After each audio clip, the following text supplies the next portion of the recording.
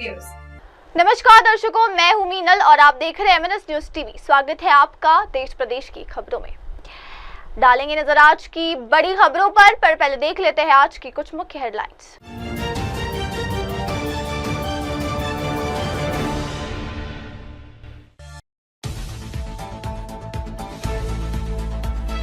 पांच मीटर तक बहा था खून, चौकी पर पिता और जमीन पर बेटों के थे शव। आरोपी सहित 2 अरेस्ट। मुरादाबाद में हिजबुल के आतंकी उल्फत को 10 साल की कैद लगा। 48,000 का जुर्माना करना चाहता था यूपी में बड़ा हमला। नैनी झील बनेगी नया पर्यटन केंद्र। महोत्सव और देव दीपावली को होगा आयोजन। लेजर शो बोट से बढ़ेगी रौनक। और अब देखते हैं खबरों को विस्तार। सिरकोनी के कंचगांव अंडरपास के समीप इमलो क्षेत्र के महमदपुर गांध गांव निवासी लालजी वेल्डिंग व जेसीबी बनाने का काम कई वर्षों से कर रहे थे। पिता के इस काम में उनके दोनों बेटे गुड्डू व यादवीर हाथ बटाते थे। गुड्डू के साले देवेंद्र अफसोस पर रहते थे कि काश वो बहन की बात मानकर रात में ही कारखाने चले गए होते तो शायद उनकी बहनोई गुड्डू जिंदा होते। घटनास्थल से करीब 10 किलोमीटर दूर खरोरा गांव निवासी देवेंद्र ने बताया कि कुछ वर्ष पहले ही लालजी ने नेवादा अंडरपास के समीप लालजी भैया इंजीनियरिंग व इलेक्ट्रिकल्स के नाम से कारखाना खोला था। कारखाने में जल निगम की पाइपों पर चूड़ी पेरने का काम होता था। काम खत्म होने के बाद तीनों में से कोई ना कोई रात में घर जरूर जाता।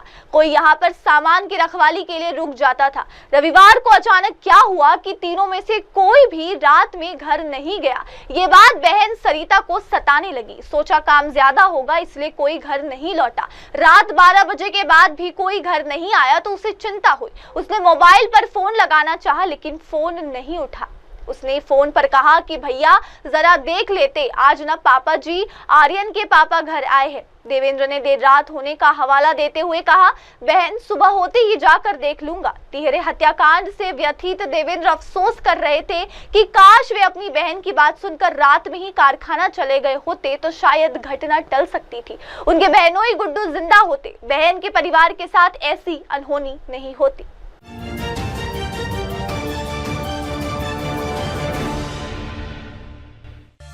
और अब आगे बढ़ते हुए देखते हैं अगली खबर। हिजबुल मुजाहिदीन के आतंकी उल्फत हुसैन उर्फ मोहम्मद सैफुल इस्लाम को एडीजे छाया शर्मा की अदालत ने 10 साल कैद की सजा सुनाई है।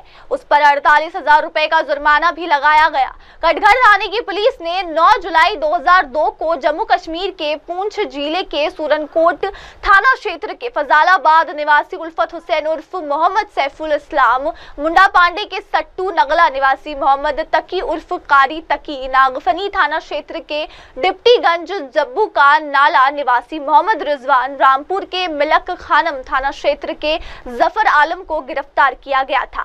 चारों की निशानदेही पर पुलिस ने हथियार और विस्फोटक सामान बरामद किए थे। इस मामले में सभी के खिलाफ केस दर्ज कराया था। सभी आतंकी धार्मिक स्थलों, भीड़ भाड़ वाले इलाकों में आतंकी घटना को अंजाम देने की फिराक में थे। इस मामले में मोहम्मद तकी को अदालत पहले ही सजा सुना चुकी है, जबकि जमानत पर रिहा होने के बाद उल्फत फरार हो गया।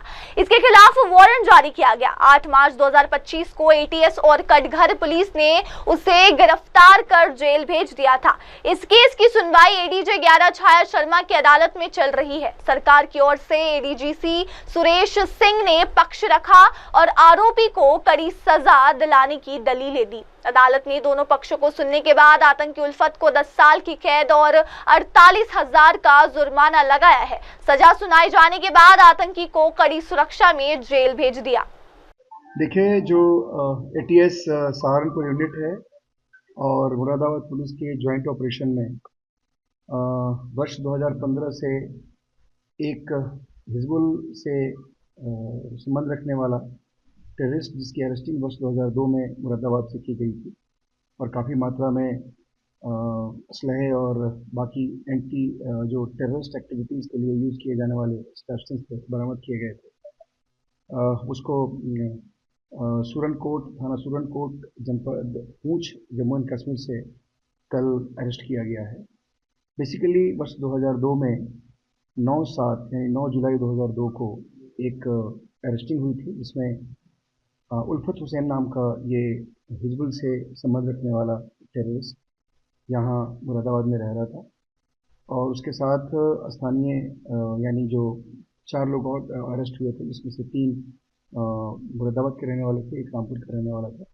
इनको भी गिरफ्तार किया गया था और इनके पोजीशन से एक AK-47, एक AK-46, बहुत सारे हैंड ग्रेनेड्स और काफ़ी मात्रा में डेटोनेटर, टाइमर्स और एक्सप्लोसिव्स बरामद हुए थे और इनको 2002 में जेल भेजा गया था। उसके बाद वर्ष 2008 में ये जेल से बाहर हुए थे और उसके बाद से लगातार एब्सकॉन्डिंग थे। इनके खिलाफ बहुत सारे समन्स वारंट्स भी हुए। उसके बाद 299 की कार्रवाई होने के पश्चात इनके खिलाफ 2015 में परमानेंट वारंट जारी करते हुए और फाइल को दफ्तर किया गया था और उसके बाद लगातार ATS और प्लस लोकल पुलिस इसको लगातार लोकेट करने का प्रयास कर रही थी। हम लोग के पास काफ़ी कंक्रीट सूचनाएं मिली थी और काफ़ी प्रयास के बाद कल इसकी गिरफ्तारी ATS जो सहारनपुर यूनिट है वो और हमारी जो लोकल कटघर थाना की पुलिस है, इसकी टीम ने जाकर के इसको स्टूडेंट कोर्ट से कल अरेस्ट किया है और आज इसे पूछताछ करने के बाद इसको हम लोग जेल भेज रहे हैं और बाकी जो कार्रवाई कोर्ट में चल रही है उसमें जितनी सारी चीज़ें हैं उसमें हमारे तरफ से सारा सहयोग प्रदान किया जाए।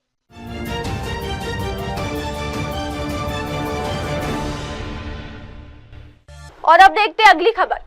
दिल्ली सरकार राजधानी के जलाशयों को नया जीवन देने की योजना पर काम कर रही है। इसी कड़ी में विकास और पर्यटन मंत्री कपिल मिश्रा ने मॉडल टाउन की नैनी झील का दौरा कर इसके सौंदर्यीकरण और पर्यटन विकास के लिए कई महत्वपूर्ण घोषणाएं की। दिल्ली पर्यटन और परिवहन विकास निगम के तहत संचालित इस झील को laser show, modern fountain, shikara boats और कैफे के साथ आकर्षक पर्यटन स्थल बनाया जाएगा। इस मौके पर स्थानीय विधायक अशोक गोयल, पर्यटन विभाग के वरिष्ठ अधिकारी और स्थानीय निवासी मौजूद रहे। मंत्री कपिल मिश्रा ने नैनी झील को पर्यटकों के लिए आकर्षक बनाने के लिए विस्तृत योजना तैयार करने के निर्देश दिए। झील के बीच बने द्वीप पर अत्याधुनिक लेजर शो और एक बड़ी LED स्क्रीन लगाई जाएगी जो वास्तविक समय में जानकारी, सरकारी संदेश और विज्ञापन प्रदर्शित करेगी। इसके अलावा 2 नए LED युक्त फाउंटेन लगाए जाएंगे जो 20 फीट ऊंचाई और 30 फीट चौड़ाई तक पानी का छिड़काव करेंगे। मौजूदा म्यूजिकल डांसिंग फाउंटेन की मरम्मत के साथ ही न्यूमैटिक सिस्टम से कृत्रिम लहरें उत्पन्न की जाएंगी जो झील में ऑक्सीजन स्तर बढ़ाने के साथ इसकी सुंदरता को और निखारेगी। पर्यटन को बढ़ावा देने के लिए झील में LED लाइट वाले shikara boats, racing boats, water scooter और वेनिस की तर्ज कर कोंडोला बोट शुरू की जाएगी। छोटे कैफे भी बनाए जाएंगे जहां 15 से 20 लोग बैठ सकेंगे। सुरक्षा के लिए पूरे परिसर में CCTV कैमरे लगाए जाएंगे। मौजूदा कैफेटेरिया को भी अपग्रेड किया जाएगा ताकि पर्यटन विभाग की आय बढ़े।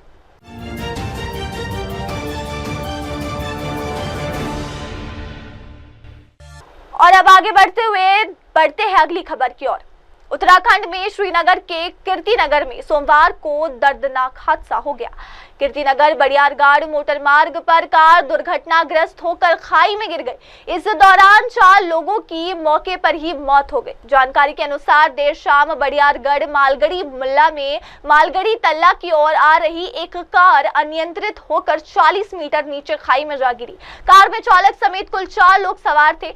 सूचना प्राप्त होते ही मौके पर पहुंचे तहसील प्रशासन व SDRF की टीम ने रेस्क्यू पर दुर्घटनाग्रस्त लोगों को बेस चिकित्सालय श्रीकोट पहुंचाया, जहां डॉक्टरों की टीम ने चारों को मृत घोषित कर दिया। इस दुर्घटना में दर्शन सिंह पुत्र हरि सिंह, धर्म सिंह असवाल पुत्र पीतांबर असवाल, करण सिंह पवार पुत्र राम सिंह पवार, राजेंद्र सिंह पुत्र जीत सिंह सभी निवासी ग्राम दिगोली मालगड़ी पट्टी बड़ियारगढ़ तहसील कीर्तिनगर की जान चली गई। तहसीलदार कीर्तिनगर प्रदीप कंडारी ने बताया कि दुर्घटना गांव की ही पास हुई है। घटना के कारणों का पता लगाया जा रहा है।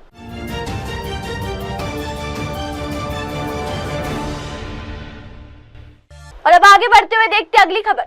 पावर कॉर्पोरेशन के चीफ इंजीनियर दिवंगत विमल नेगी की मौत के मामले में 2 दिन पहले CBI को रिकॉर्ड देने से इनकार करने के बाद सोमवार को SP कार्यालय में मामले से जुड़ा रिकॉर्ड केंद्रीय जांच एजेंसी को सौंपने की तैयारियां शुरू हो चुकी है।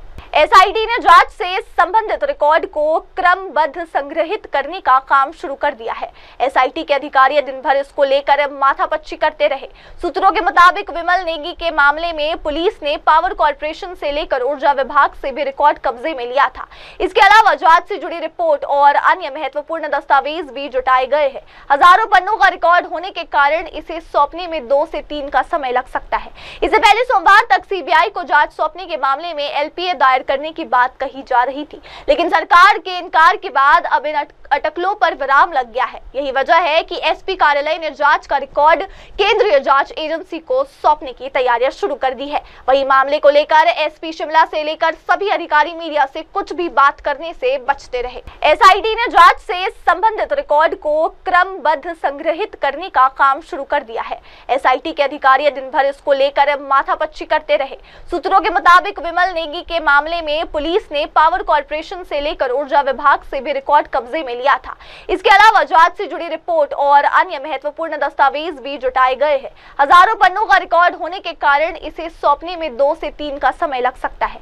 इससे पहले सोमवार तक सीबीआई को जांच सौंपने के मामले में एलपीए दायर करने की बात कही जा रही थी, लेकिन सरकार के इनकार के बाद अब इन अटकलों पर विराम लग गया है। यही वजह है कि एसपी कार्यालय ने जांच का रिकॉर्ड केंद्रीय जांच एजेंसी को सौंपने की तैयारियां शुरू कर दी है। वही मामले को लेकर एसपी शिमला से लेकर सभी अधिकारी मीडिया से कुछ भी बात करने से बचते रहे।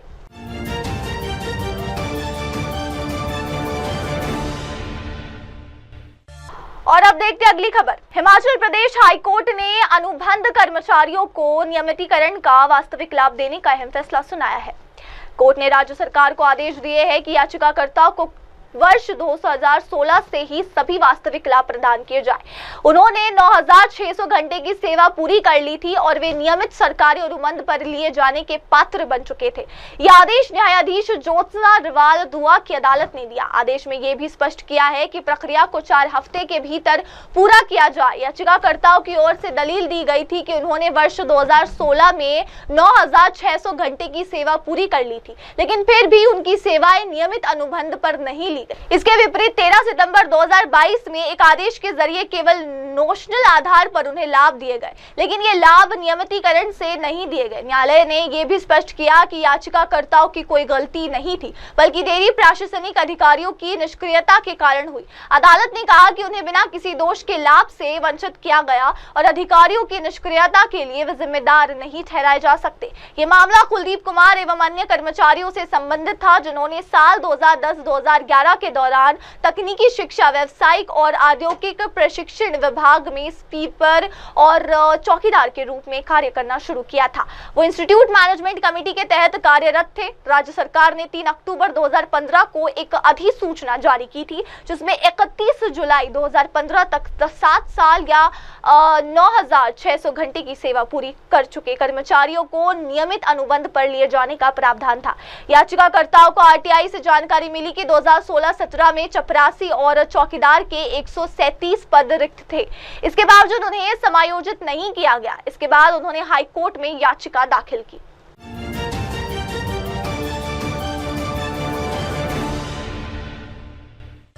और अब देखते हैं अगली खबर। राजधानी लखनऊ स्थित अलीगंज के नए हनुमान मंदिर में बढ़ती भीड़ और सुरक्षा जरूरतों को ध्यान में रखते हुए पर्यटन विभाग ने फेस रिकग्निशन सिस्टम का पायलट प्रोजेक्ट शुरू किया है। ये प्रयोग सफल होने के बाद विभाग ने इसे अयोध्या, वृंदावन, काशी, प्रयागराज में भी लागू करने का निर्णय लिया। जल्द ही इससे जुड़ी अन्य औपचारिकता पूरी की जाएंगी। विभाग की ओर से शुरू की गई इस पहल का उद्देश्य पर्यटकों की निगरानी को अधिक सुव्यवस्थित बनाना और संभावित सुरक्षा खतरों से निपटना है। इस तकनीकी से भीड़ पर प्रभावी नियंत्रण और आगंतुकों की सुरक्षा सुनिश्चित करने में आसानी होगी। इस एआई आधारित प्रणाली ने परीक्षण के दौरान 6500 से अधिक यूनिक विजिटर का रिकॉर्ड किया है। साथ ही 96% की सटीकता दर के साथ रियल टाइम में चेहरा पहचानने में सफलता हासिल की। पर्यटन व संस्कृति मंत्री जयवीर सिंह ने बताया कि विभाग अब इसे अयोध्या में श्री राम जन्मभूमि मंदिर और हनुमानगढ़ी प्रयागराज के बड़े हनुमान जी मंदिर व लोपी देवी मंदिर, वाराणसी के काशी विश्वनाथ मंदिर व बटुक भैरव मंदिर, कुसुम सरोवर और वृंदावन के श्री बांके बिहारी मंदिर व प्रेम मंदिर जैसे प्रमुख स्थलों पर लागू करने की तैयारियां कर रहा है। उन्होंने बताया बताया कि ये अत्याधुनिक तकनीकी भीड़ पैटर्न की निगरानी, संदिग्ध गतिविधियों का पता लगाने और पहली बार आने वाले आगंतुकों की पहचान करने में सक्षम है। ये प्रयास पर्यटन आकलन और साइट सुरक्षा के दृष्टिकोण से काफी उपयोगी है। इस सिस्टम से मंदिर परिसर में अनुसूचित या संदिग्ध गतिविधि में लिप्त व्यक्तियों को ब्लैकलिस्ट किया जा सकता है। वहीं पहली बार आने वाले पर्यटकों की पहचान के जरिए विभाग को भीड़ का दबाव और पर्यटन रुझानों की जानकारी मिलती है।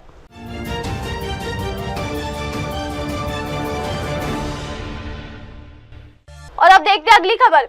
अंबाला के कलरेड़ी गांव के खेत में सुबह 6 बजे करंट लगने से 50 साल की नायब कौर की मौत हो गई। नायब कौर एक अन्य महिला के साथ एक जमींदार के खेत में घास काटने के लिए गई थी। पहले दोनों महिलाओं ने घास काटकर साइड में रख दी। जैसे ही दोबारा काटने के लिए जाने लगी तो अचानक खेत के चारों तरफ लगी कंटीले तारों में करंट आ गया।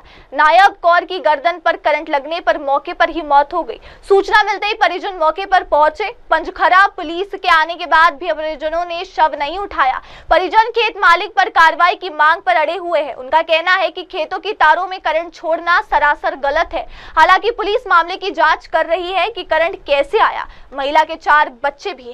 नायब कौर एक अन्य महिला के साथ एक जमींदार के खेत में घास काटने के लिए गई थी। पहले दोनों महिलाओं ने घास काटकर साइड में रख दी। जैसे ही दोबारा काटने के लिए जाने लगी तो अचानक खेत के चारों तरफ लगी कंटीले तारों में करंट आ गया। नायब कौर की गर्दन पर करंट लगने पर मौके पर ही मौत हो गई। सूचना मिलते ही परिजन मौके पर पहुंचे। पंचखरा पुलिस के आने के बाद भी परिजनों ने शव नहीं उठाया। परिजन खेत मालिक पर कार्रवाई की मांग पर अड़े हुए हैं। उनका कहना है कि खेतों की तारों में करंट छोड़ना सरासर गलत है। हालांकि पुलिस मामले की जांच कर रही है कि करंट कैसे आया। महिला के 4 बच्चे भी हैं। फिलहाल वक्त हो गया एक ब्रेक का। दर्शकों, ब्रेक के बाद लौटेंगे और जानेंगे देश दुनिया की तमाम बड़ी खबरें। आगे की खबरों के लिए आप बने रहे मेरी सहयोगी शिवा के साथ और देखते रहिए MNS न्यूज टीवी। नमस्कार। हाय हेलो नमस्कार, मैं हूं पंकज विष्णु और आप देख रहे हैं MNS न्यूज। आप देख रहे हैं MNS न्यूज, सच